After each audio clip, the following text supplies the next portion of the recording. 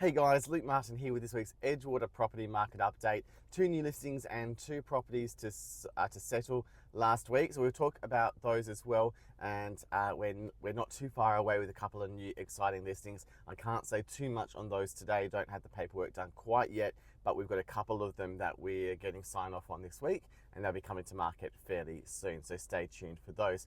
Now onto the market last week from yours truly, 12 Opal Drive, a fantastic family-friendly 4-bedroom, 2-bathroom with a swimming pool out the back. Extensively renovated, very popular with buyers this weekend. We had 30 groups through across the 2 home opens on Saturday and Sunday, and we're going to have multiple offers to be written today to be sent out to buyers for their sign off today. So very strong result there on the back of the marketing campaign and the database that we can offer all of our Edgewater sellers. So yeah, a lot of these offers as well are coming from people that have missed out on other homes already with us in the area. So we'll see how that one ends up. But at this stage, you know, feedback's range between 1 and 1.2 mil. And we'll just see how we go there over the coming hours. So that was 12 Opal Drive. If you want to come and see that property, please do reach out and give us a call. I can get you through that today. So do reach out if you want to view. The other property to go to the market this week wasn't through our office, but 10A Japala Court, which is a 4-bedroom, 1-bathroom duplex property that is also now available. That was open on the weekend. I think it was open midway through last week on the Thursday, off memory as well. So not through us. Go and check it out if you haven't done so already. Nothing under offer, but 2 settlements this week. So firstly, congratulations to our sellers of the block of land at 56 Stillwater Way. Very high number of inquiries on this property across the 2 weeks. This was available, probably close to 100 inquiries, and that's definitely not over exaggerating. We were inundated with interest on this particular block of land. I think the fact that it was a full block and it had the lake views really ticks a lot of boxes. In the end, multiple offers on the back of all of those inquiries.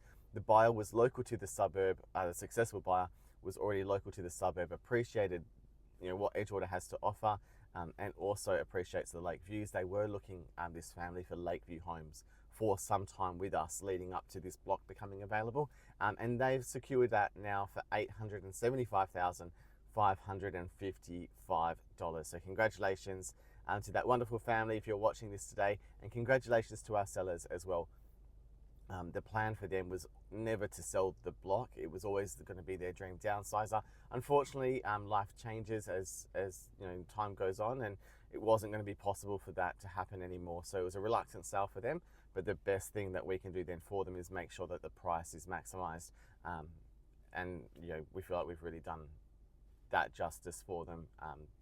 You know, given the circumstances. So congratulations to everybody there. And then the other property to settle this week, again from yourself truly, was 16 Outlook Drive. Now this is a renovated 4-bedroom, 2-bathroom with a swimming pool out the back, a single car carport with a side access sort of for another car behind a gate, so you had sort of secure parking for 2. This property had a lot of interest as well. So after the first weekend, we had multiple offers, all of which were subject to sale. And we had a buyer who couldn't offer with competitive terms because they needed a long finance clause, and just there's a lot of risk in that for a seller. So subject to sale offer accepted after the first weekend. Then a couple of things happened between then and the following week, and that initial offer ended up falling over because the finance clause was declined. We do check finance clauses with brokers. We're a bit frustrated with this particular situation, the way it unfolded. I think despite our best efforts to check and to give our sellers confidence, I think the broker probably knew more than what they led on at the start.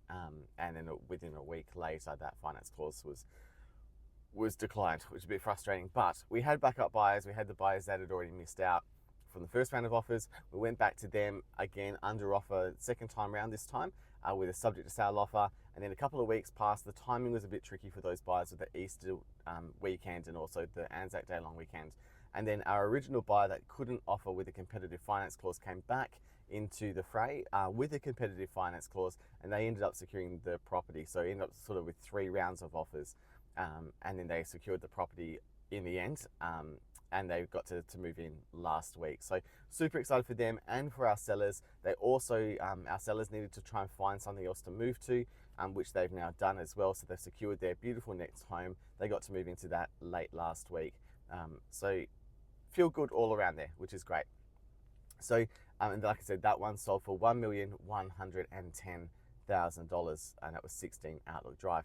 That's all for this week, guys. As always, if you'd like to know what your property's worth, give me a call. We'd love to have a chat and to come and discuss your home and plans with you. 0419 769 529 is my number. I look forward to hearing from you, and I'll speak to you again next week.